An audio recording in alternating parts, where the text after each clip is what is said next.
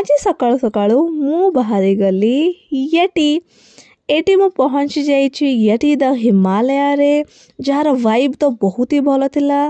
Eighty देखंतु पायल भी पळे आछि। आज थिला हमर गर्ल्स डे आउट। आमे कलु किछि यमी यमी फूड एन्जॉय। एठार मोमोज तो बहुत ही बेसी टेस्टी थिला।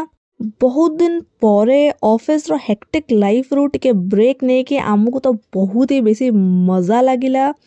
एठी आमे कलु ढेर सारा गपशप। देन आमे प्लान कलु टिके शॉपिंग जिबु। एठी देखंतु आमे टिके फुटवेयर ट्राई करूछु। किछि ज्वेलरी भी देखिलु बट एते खास किछि भलो लागिलानी। एठी मु गोटे ब्रेसलेट ट्राई करूतली बहुत ही फनी लागुछि हा ना। देन ट्राई कलु किछि लिपस्टिक बट मते शेडटा एते खास पसंद आसिलानी। देन आमे चालू टिके यमी यमी डेजर्ट एन्जॉय करी। एंड फर्स्ट टाइम पे एटी पायल रिकमेंड कला आमे ट्राई कलु कुनाफा एंड मैकरोन। लाइक करिया कुछ जमा भूलिबेनी। बाय।